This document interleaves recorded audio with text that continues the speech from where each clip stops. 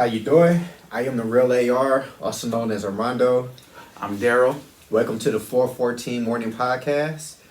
Today we'll be talking about the Golden State Warriors recap. Talk about how they look without Steph.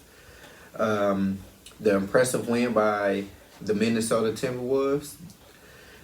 Also, we will go over our predictions and for the Thunder and the Nuggets, and for Indy and the Cavs series. You already know how that's about to go, though.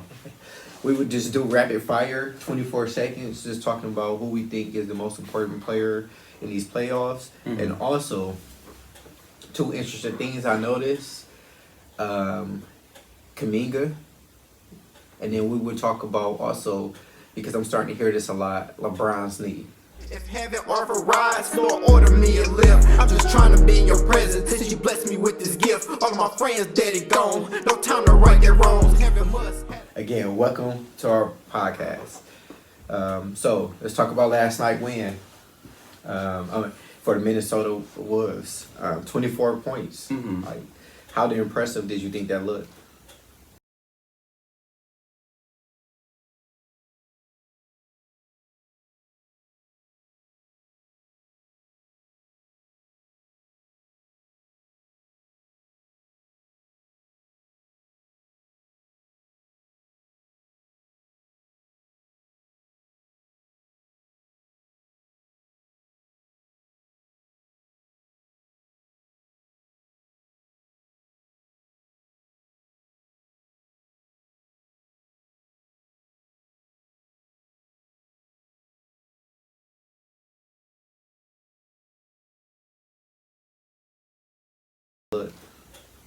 I didn't think it looked that impressive. Only because we were kind of like discussing this off camera, but just defensively, the Warriors still played a good game. Yes. It's just they ran out of firepower. And that point differential, if you look at it, that's just about what Curry's averaging. Yes. So what I saw is, like, Minnesota did what Minnesota was supposed to do. So we knew that losing a game without Steph in the way that they lost it, shooting the way that they shot, being at home. So typically, you know that the home team will come out with firepower. You know that they will come out aggressive, come out hitting shots early. I just felt like once the bleeding started early, the Warriors did nothing to stop the bleeding. Yeah. So they couldn't hit shot, they couldn't find offense. So you know a team that's going to come out aggressive. You know they're going to come out hungry. You know they're going to come out want to win on their home court. You know that. Yeah. So you being the opposing team and you being undermanned, so you have to keep the lead within striking distance.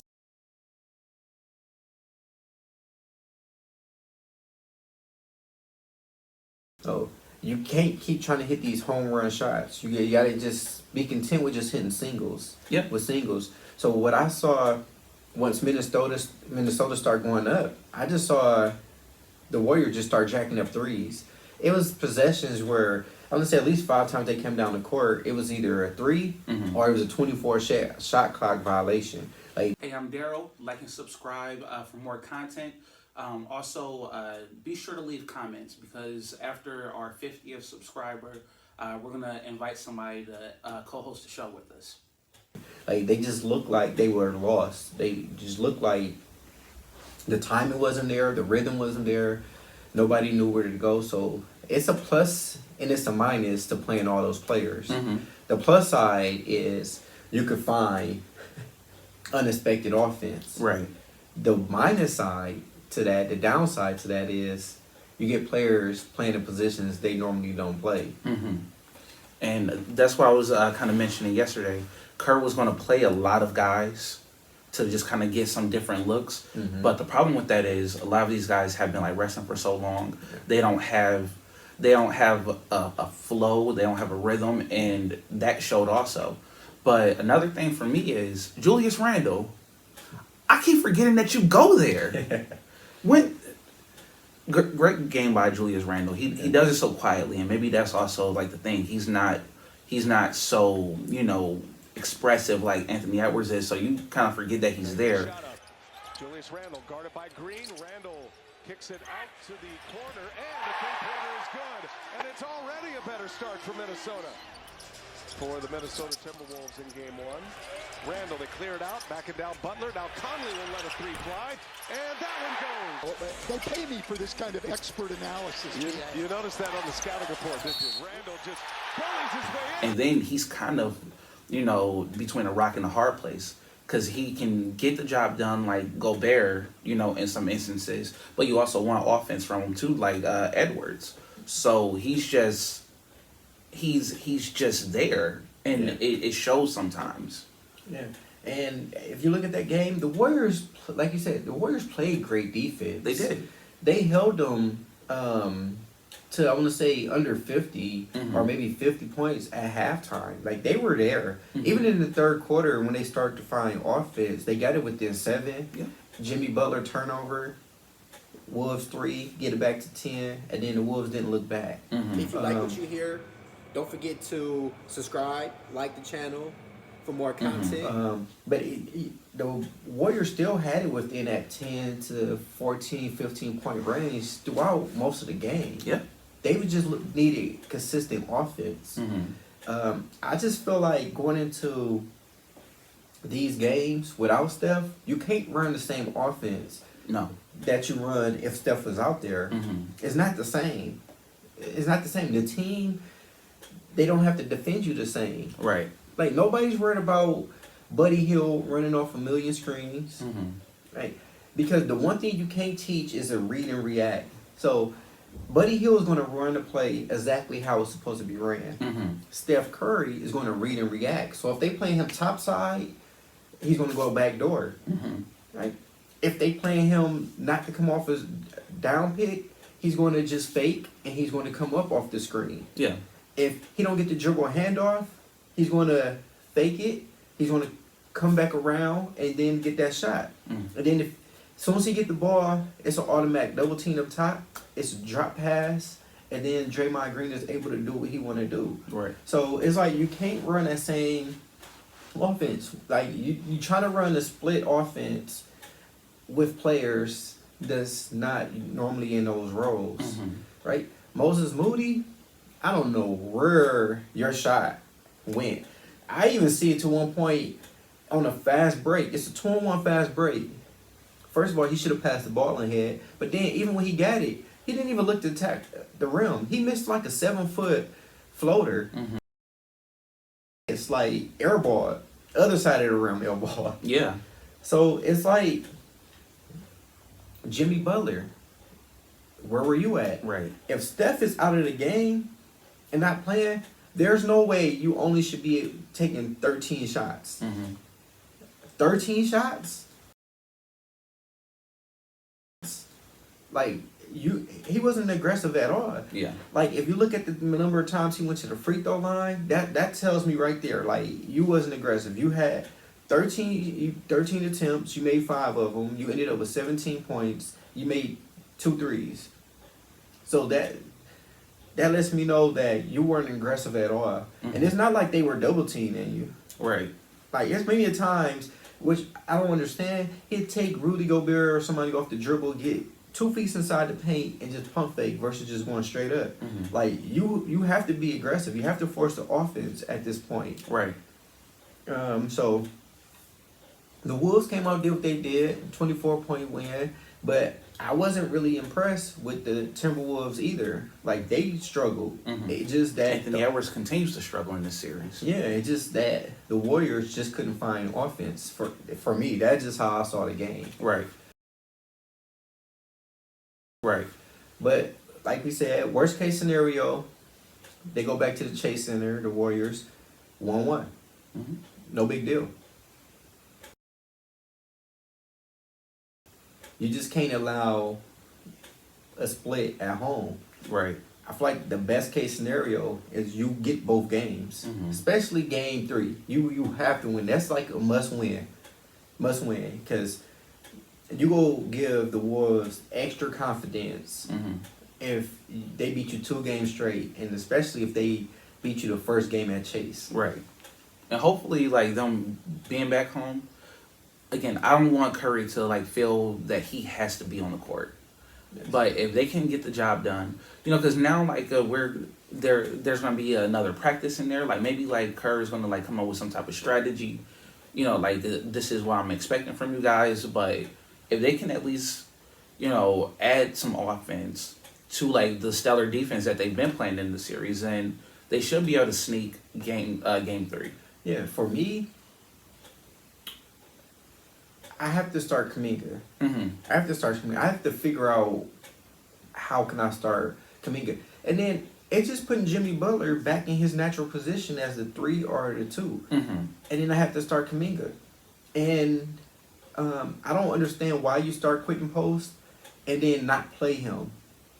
Because he can stretch the floor out. Right now, they're just packing the lane up. And they forcing Golden State to shoot the ball because they don't feel like without Steph, they don't feel like the Warriors don't have shooters. Right.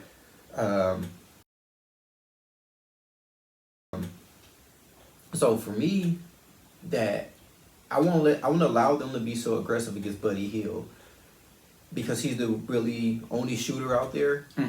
And now when Jimmy Butler try to turn over the shoulder and try to get to the rim, now he's seeing 2 or 3 bodies. Also, every Monday evening or Tuesday morning, me and my wife were actually going to be hosting the show on 414 called the 414 Hookah Lounge, where we discuss what happened on Monday Night Raw, and also just any other events that happened on Monday. Right. To stop that is to put shooters out there. Now you can keep the court spread. But right now they just packing the paint and they just daring them to shoot. Yeah. If you look at it, like Draymond Green is so wide open. Like he got time to tie his shoes. He got time to think about what he's going to talk about on his podcast. Like he's that wide open. They're not even running out to none of the shooters. If you watch the game, they're not even running out to the shooters. They just like go ahead. Right. Go ahead. So I don't know. From what I see, start Jackson. I've been saying this for like since the last series because he give you a rim runner. Wolves lead is 19, 5.5 to go in the half, and Jackson Davis. He give you somebody that's in that dunker position that can finish around the rim. He's give you toughness, and guess what he give you? He give you athleticism. Yeah. Athleticism. So he give you something that you don't have. So now when Draymond Green is catching the ball in the middle, he has somebody that he can pass it to in a dunker position. So now you have to play 2 players versus just 1. Now, Draymond Green finishing around the rim will be a lot easier. And then guess what? It'll be easier now. Those corner threes. Because now you have to worry about, if you're in the corner on defense, you have to worry about, let me help cheat off a little bit because I know they're going to throw the lob. So now once they start doing that, those corner threes becomes wide open versus contested threes. Yeah, and also like with somebody that's going to be able to like attack the rim, that's going to force Gobert to like either try to like jump with them. It could cause him to get into some foul trouble, which then throws off like that interior defense that the Wolves have. Yes. So quick 24 seconds. Who you think needs to step up? Butler. He's got to step up. Like this is like you're the co-anchor of this team, and when Curry goes down, like you don't want him to feel pressure to come back sooner. So those 13 shot attempts, that should have been hovering around like 22, 25. Like the offense has to go through Butler. It's going to be a different style of play, and maybe that was also the detriment to Kerr because again he keeps throwing out all these different rotations, and that's not confusing the other team. That's causing all this like strife with the players, and also bringing in all those players. It's hard to catch a rhythm. Exactly. It's hard to catch a rhythm. If I'm in and out, I can't even catch a rhythm in the real natural flow of the game. Right, but who's going to get minutes? Butler. So the offense has to run through Butler. Butler has to be aggressive. He has to attack. Yes.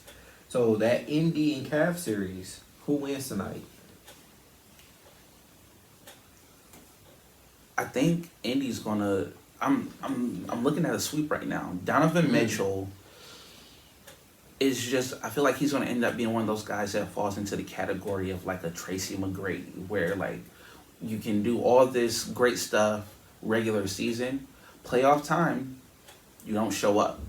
Yeah, I feel for Donovan Mitchell because 3 of his best players are Mobley didn't play, Allen didn't play, and then you didn't have. Well, I'm saying Allen did play. Hunter didn't play. Yeah, and Garland has the toe Garland. issue. Yeah, Garland, like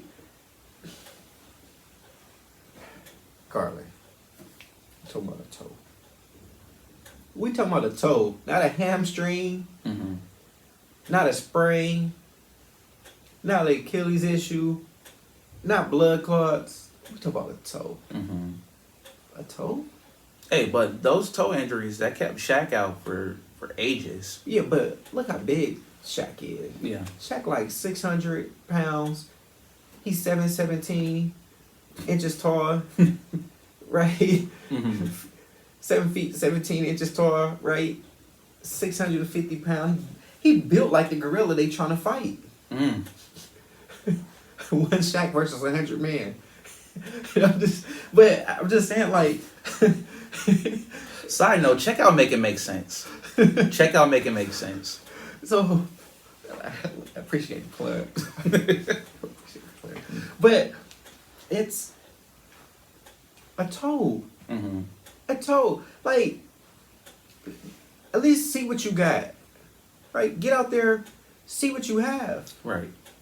Just see what you have. See, that's what's wrong with these young basketball players now. Right? They so worried about painting their nails and stuff like that. Like, when they chip one, then they only want to play basketball. Maybe his fingernails didn't match his toenails. So maybe, I mean, you saw Eddie Murphy and Boomerang, right? Oh. If they didn't match, he wasn't effing with them. I just say it, but to me, like, just to be serious, on a serious note, right? You have to see you down 2-0.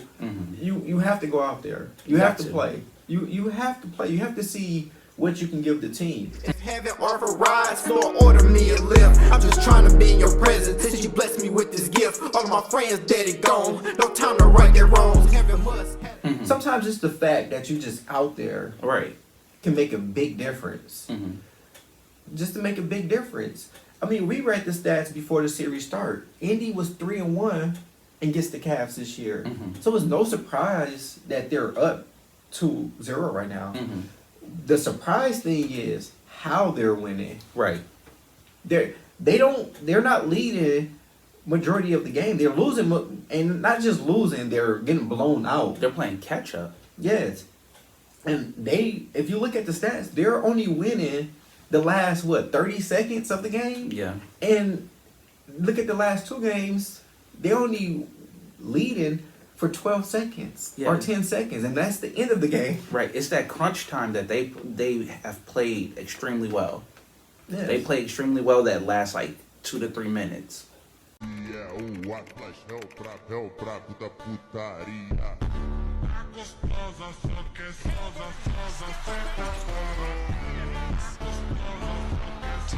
Yes, and I would. So, if we going back to who we think is the most important player for the Cavs, who you think the most important player tonight? Again, it has to be Donovan Mitchell. Like, this is we're talking legacy now. You know, like what year is this for him? 7, 8. Also, yeah. Yeah. So we're talking legacy. Like, you've been the leader of 2 different teams now, and the stigma is you can't get it done in the playoffs, and you're proving that. Like, now I understand that these games are close, but this is like when hero ball has to take effect. Yeah. You have to take these games over. You have to shut these games out. Yes, and if you look at it, 2 teams, same results. Put up big numbers. Doesn't result to win. Right. So somehow he has to figure out how to win while putting up those numbers. Yeah. Just bottom line, you got to figure out how to win while putting up those numbers. Right. To me, you got to go for 50. He has to. You have to go for 50, especially if your player's not playing. Mhm. You have to go for 50. You have to want the ball in the fourth quarter when the game is on the line. You Exactly. can't run away from the ball. Exactly. If you've been listening to this show right here,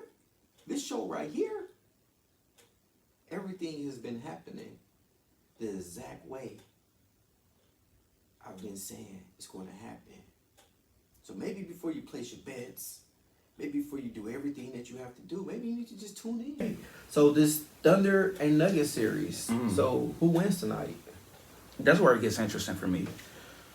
Back in Denver. We back in Denver. I'm thinking that Denver might eke out a win, but Jokic can't get into foul trouble. He got fouled out a few days ago, didn't he? Mm-hmm. So I'm expecting a big game from Jokic. I think everybody else is gonna just kind of like play their role, but I'm expecting like a huge triple-double from Jokic tonight. Yeah. A huge one. And Jokic gotta play within himself. Mm-hmm. Right? We both know that Oklahoma got these players that's coming off the bench just to irritate, Mm-hmm. just to be aggressive, just to get under Jokic's skin. Mm-hmm. And you falling right into the trap. Right. Right? We don't care that your brother's in the stands. Mm-hmm. They don't play basketball. They can protect you on the court. Exactly. The best way to shut them up is just to play basketball. Mm-hmm. You have to do you. Yeah. Be the best version of you that you can be in, because the team follows your example. Exactly. If you're not being useful on the court, you're going to lose by 50. Mm-hmm. That's it. You have to be the best player. You have to show them why you should be MVP. Right. Bottom line. Mm-hmm. Got to show up and got to show out, and prove that this is a debate for MVP. I know a lot of people want to just give it to Shea, but he has to prove that this is up for debate. Yeah, you have to show them you're not just putting up numbers. Mm-hmm. These numbers are impactful Mm-hmm. and it result to winning basketball. Exactly. You lost your coach. You have to be player coach right now. Mm-hmm. You have to be. You have to be. Like, you can't allow for Aaron Gordon to be the best player on the team. Mm-hmm. If I'm playing a different team and Aaron Gordon is the best player, we know we winning. Mm-hmm. We know we winning. So I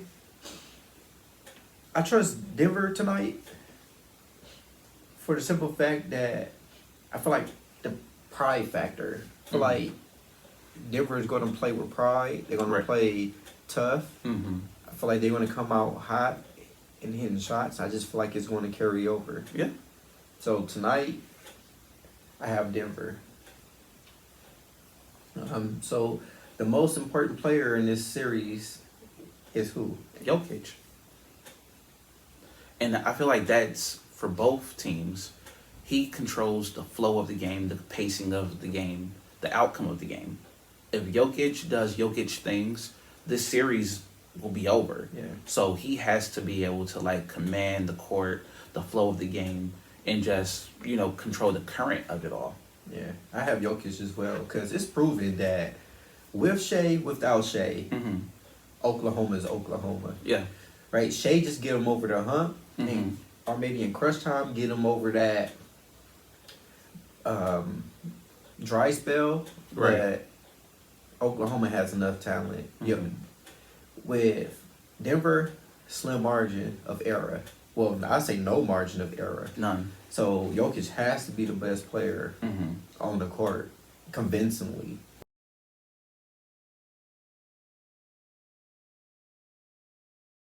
So, before we go, I just would like to talk about now. I'm hearing all these things about LeBron's knee. All right. I haven't heard about this. So I guess apparently, when he ran into DiVincenzo, Mm-hmm. He said he heard something crack, something pop, some issue with his knee. And I know I see it on ESPN that LeBron finished the game with the knee problem. So I'm not saying he don't have a knee problem. I'm no doctor. I'm not there. But to me, it's just surprising that She's out the meeting. every time something happens with his knee and he lose, it's always a mysterious injury, or we always hear of something happening. Something happened in the series where he got injured, or because this happened. It's always an excuse. It's always an excuse. Like, always. Anytime he loses, it's always an excuse. Yeah. And then ESPN just always making an excuse for him. Like, they want him to win so bad that when he lose, they come up with a million reasons why he lost the game. But we don't talk about the missed shots, the passes, the things he forced, none of that stuff. We just talk about, and then we just make up stuff. I don't know. Kuminga. Got to figure out what you gonna do with Kuminga. Yeah. It's interesting to see what they gonna do next year. They gonna pay him? They gonna let him walk? Like what? Right now, I think he's just pretty much putting on game tape and film, and he's pretty much just advertising himself for the rest of the league. Right. So thank you for tuning in to the 414 Morning Podcast. I am Armando. I'm Daryl. It's been real. Mama got sick, it ain't nothing I can do about it. Praying for her health, so I can knock the flu about it. Time heals, that's some shit I'm really doubting. Touch the ground before I can stand.